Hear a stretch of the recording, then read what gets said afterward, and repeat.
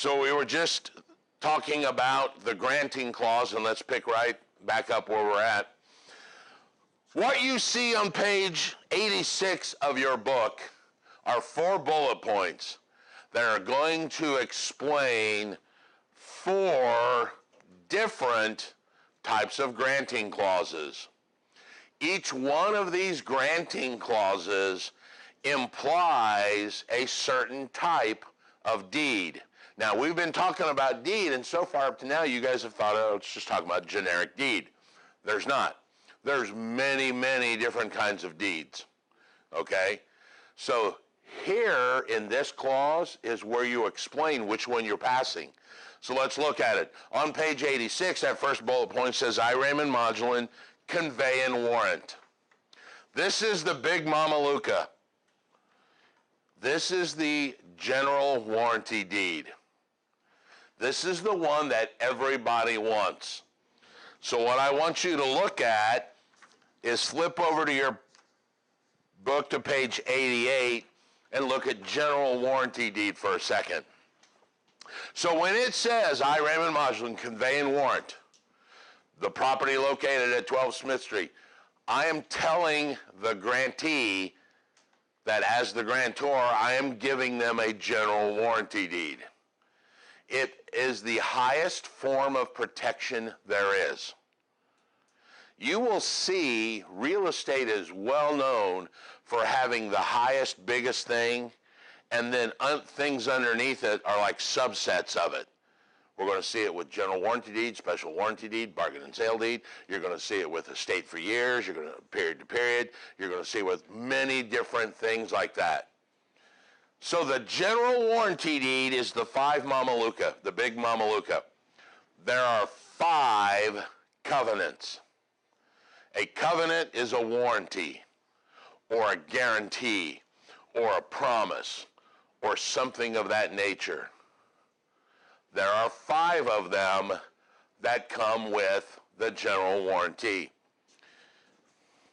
The first one is called the covenant of cession.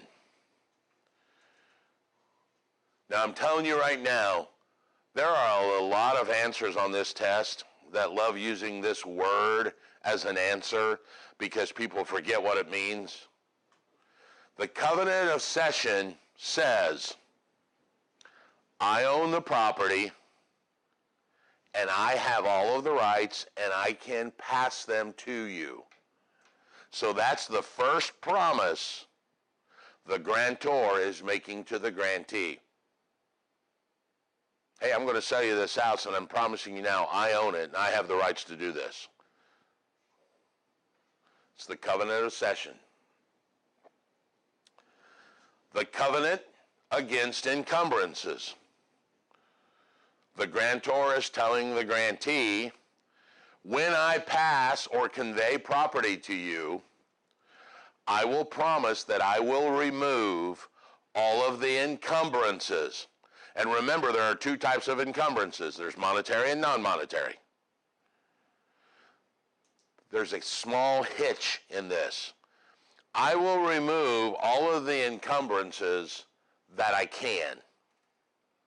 Some of them I cannot. Remember, we have talked about this before, runs with the land. That appurtenant easement the other day on the drawing on the board where A and B shared that driveway, I can't get rid of that easement. So I'm not going to, so the covenant against encumbrances says I will get rid of all the encumbrances that I can. Some of them survive the closing. I'll pay my mortgage off, that's a lien, that's an encumbrance. I'll pay the taxes current, that's a lien. I'll pay the mechanics lien that I owe. I'll pay this or that or whatever, and I will remove all of those that I can. The third document, or the third covenant, I'm going to go out of order here because I don't like their orders, but it doesn't really matter. The third one is called the covenant of quiet enjoyment. Remember, one of your rights was enjoyment? Here's the covenant that's passing it from the seller to the buyer.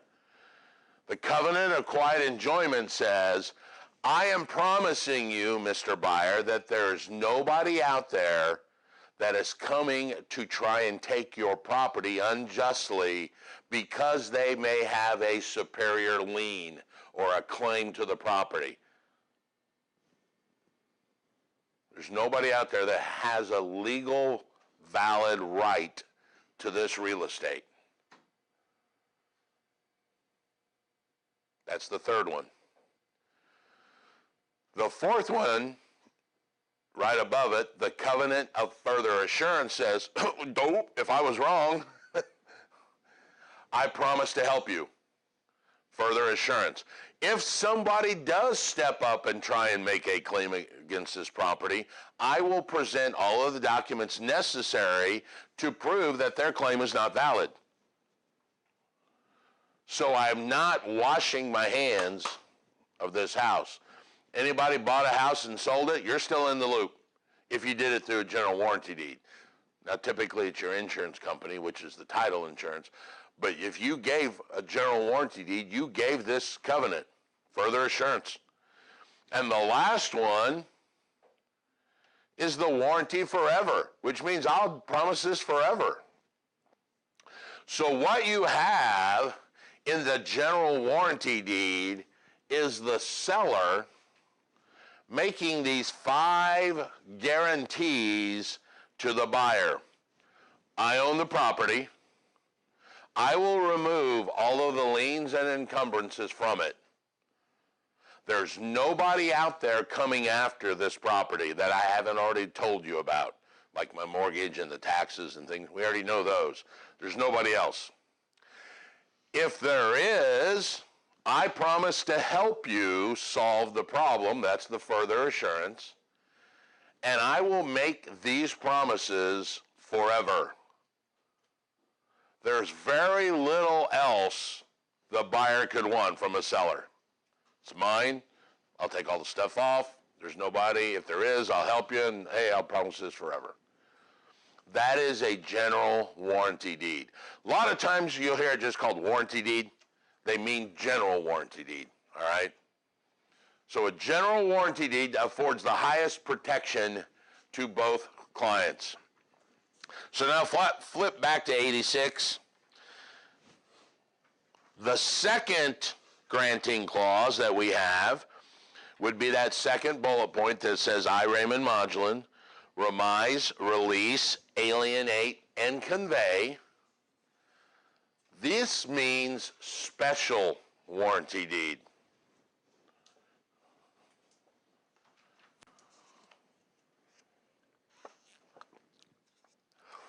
So if you want to write those out by the bullet points, that may help you. First one's general warranty deed. The second bullet point would be special warranty deed. If you flip over back to page 89, a special warranty deed does not have 5 warranties or covenants anymore. It now only has 2. All right? The 2 covenants are, I own the property, and while I owned it, I did nothing to encumber it. I didn't put a lien on it. I didn't get a mechanic's lien. I don't have a court suit, a judgment against it. That's all it's saying. I own it, and while I owned it, I did nothing to it. Notice what it's missing. Further assurance, warranty forever, and quiet enjoyment. So basically what I'm telling you is look at it this way. The warranty for the general warranty deed protects forever backwards. The special warranty deed only protects the person while they had ownership. They are not attesting to who the previous person was. Special warranty deeds are typically sold or used by people that didn't own the property or truly live in it, like banks. When a bank takes a house through foreclosure and then they sell it, They don't know what the guy did that lived in the house. All they can tell you is, while we owned it, we did nothing to it. That would be a special warranty deed. An executor of a will that signed, hey, while I owned it, or while the will owned it, or the trust owned it, we didn't do anything to it. I cannot attest to what the previous guy did that he may have Sears coming after him. So that is a special warranty deed, typically used by people that are appointed by courts or fiduciaries, trustees, executors, banks, things like that.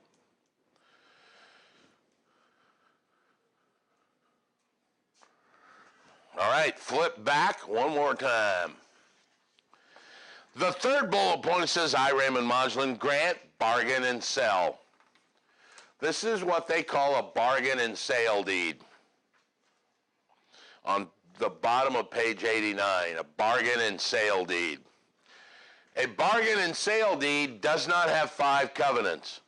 It doesn't even have the 2 covenants of the special warranty deed. It actually has 0 guarantees. It only has 1 implication. We're pretty sure we own it. All right? We're pretty sure we own it. It's a bargain and sale deed.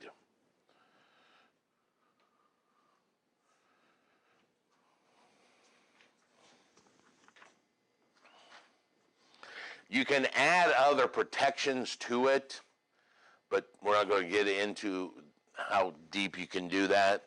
But a bargain and sale deed has no guarantees at all. Mainly 1 implication. All right, let's change